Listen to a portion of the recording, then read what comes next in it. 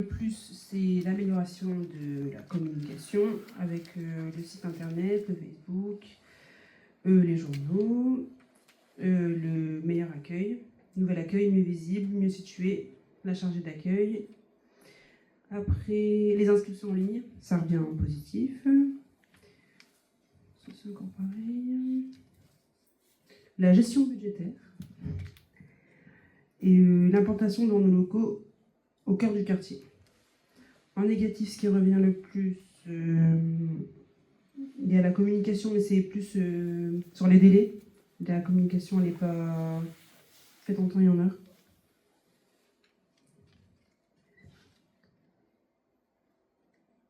Ouais, il faut sensibiliser plus les personnes les plus éloignées. Ça, c'est pareil.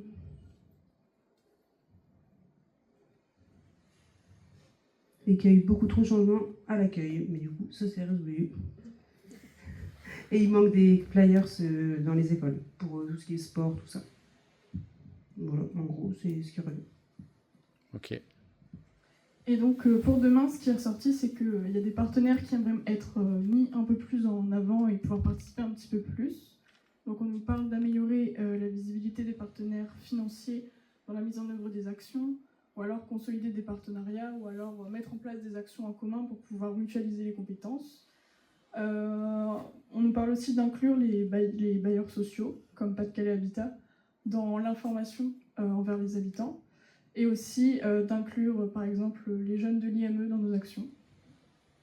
On nous parle de diversifier les ressources financières, mais encore de créer par exemple un atelier d'activité physique en lien sport-santé, puisque Olivier est formé, il nous en a parlé. Et on nous a aussi parlé du coup de communiquer sur ces actions sportives auprès des écoles. On nous demande d'améliorer, comme Camille l'a dit, le délai de la communication, de trouver pourquoi pas une nouvelle direction artistique, donc changer de logo, de nom, puisque par exemple on a des adresses mail qui sont très longues et qui peuvent réduire l'accessibilité à certaines personnes. De mobiliser davantage la presse locale, et notamment d'utiliser des supports multimédia pour faire connaître les espaces culturels et ses initiatives. On nous demande peut-être aussi de travailler sur la signalétique dans la ville, parce qu'on a des locaux qui peuvent être un peu compliqués à trouver. Donner plus d'informations aussi dans les hameaux et les inclure plus dans notre communication. Et communiquer aussi plus avec les autres services du pôle, donc en interne. On nous soulève aussi du coup la problématique du bénévolat.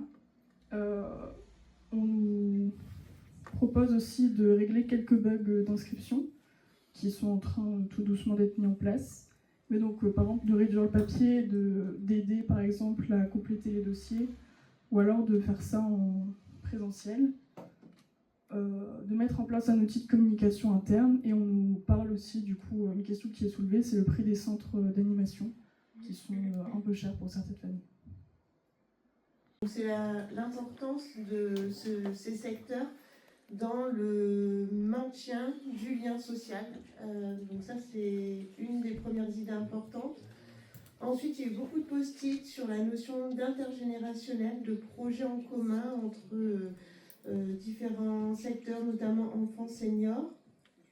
Et ensuite, ont été soulignés la diversité des activités. Donc sur ces secteurs, on a beaucoup de post-it sur la diversité des activités.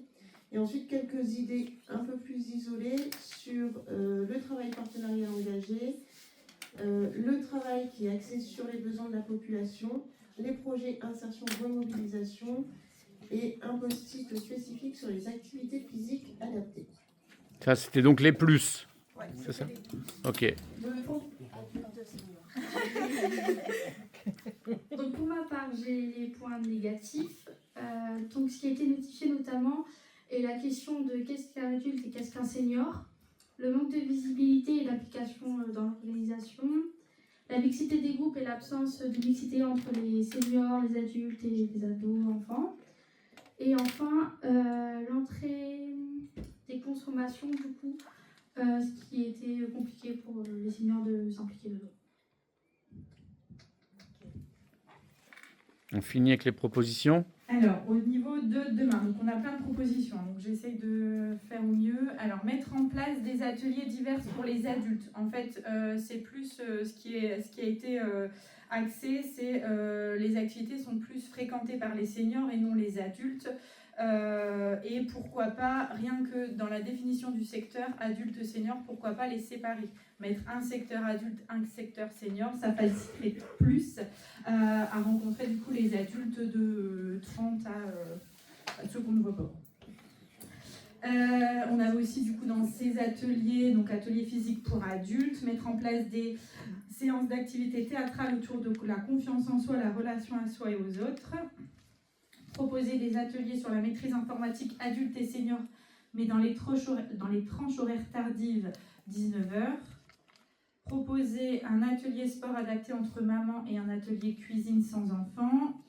Atelier entre mamans jardinage marche. Et ensuite, ouvrir des activités pour les trentenaires animées par des bénévoles de cet âge. Rapprocher les seniors en développant des projets avec eux, lutter contre l'isolement numérique des adultes et des seniors. Ensuite, on a eu la continuité et améliorer du coup les activités intergénérationnelles. Plus travailler la mobilisation et l'implication des seniors. Et ensuite, on a aussi une grosse partie sur l'engagement des seniors. Donc former les bénévoles engagés, les monter en compétences, présenter la vie associative aux habitants souhaitant s'engager. Mise en place... Non. Pas du pied criminel. Ouais, c'est criminel. Du CFGA. Du CFGA. Certificat de formation à la gestion associative pour les bénévoles engagés déjà dans les assos. Ensuite, apporter une ouverture d'esprit sur la participation active, l'inclusion sociale, même si c'est déjà un point fort, mais amélioré.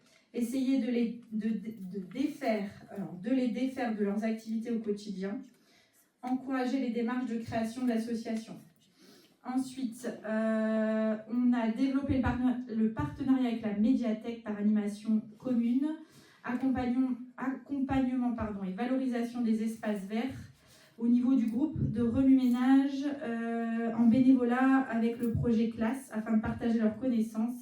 Et le dernier, les seniors interviennent lors des ACM pour proposer divers ateliers et animations. Idem pour les demandeurs d'emploi. On a eu pas mal de propositions, on a essayé de faire assez succinct. Dans les plus, ce qu'on va retenir, c'est la variété des ateliers proposés. Ce qui a été souligné, c'est la présence des papas, même si ça reste encore assez timide. Une stabilisation des équipes qui a permis d'avoir un meilleur accueil, un meilleur accompagnement des familles, ce qui a entraîné de la fréquentation de nouvelles familles. Donc ça donne une nouvelle dynamique au niveau de l'activité et des suites à travailler. Dans les moins, des actions hors les murs encore insuffisantes, une méconnaissance des différentes activités et accompagnements, ça entraîne un manque de lisibilité parfois pour trouver des solutions sur la parentalité, une mobilité des familles qui reste compliquée en fonction de leur lieu de résidence pour accéder à certains ateliers, un manque criant de bénévoles pour le LAP et encore une notion où il faut encore déféminiser la parentalité. On retrouve pas beaucoup la parentalité au masculin. Dans les axes à travailler, on a noté des choses à travailler dans le cadre des 1000 premiers jours. Sur la mobilité, travailler sur des horaires différents au niveau des activités, la notion de répit parental et d'allègement de la charge mentale, de recréer du lien entre les familles sur les différentes actions liées à l'enfance, travailler autour de la notion de l'élargissement de la famille, ou en tout cas des changements des modes de famille.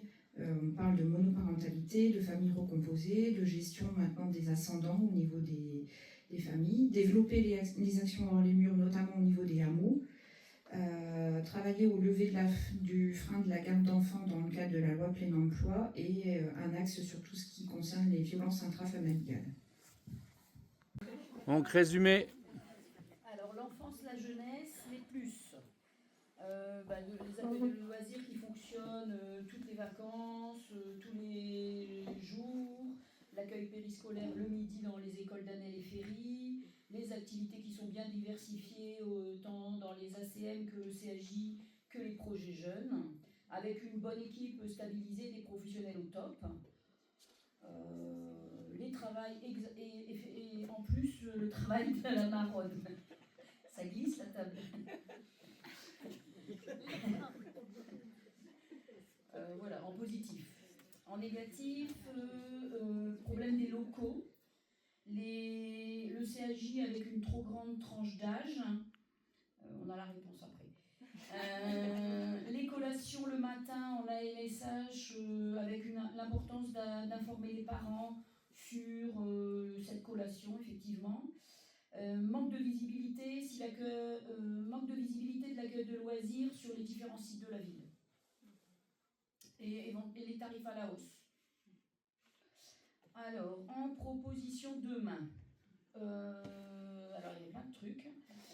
Prévention de la délinquance, avoir son propre local pour les maternelles, avoir son propre local pour le CAJ, démultiplier le CAJ en 2 groupes, faire 11, 13, 14, 17, parce que les jeunes de 17 ans ne se retrouvent pas forcément avec des jeunes de 11 ans en termes d'activité. Déployer les outils autour des compétences psychosociales dans les différents secteurs, estime de soi, etc. Éventuellement un animateur supplémentaire sur les temps périscolaires pour les enfants ayant des troubles de comportement ou des difficultés, troubles 10 et TDAH, je suppose. Créer un lien plus fort avec les écoles pour que les animateurs du centre soient plus intégrés dans les activités autour de leur projet. Accentuer le partenariat avec l'IME. Travailler l'estime de soi, la confiance en soi, le lien avec les autres sous forme d'expression théâtrale. Avec le sport et le dépassement de soi pour les jeunes, en individuel et ou en collectif. Il y a aussi développer des actions autour du numérique.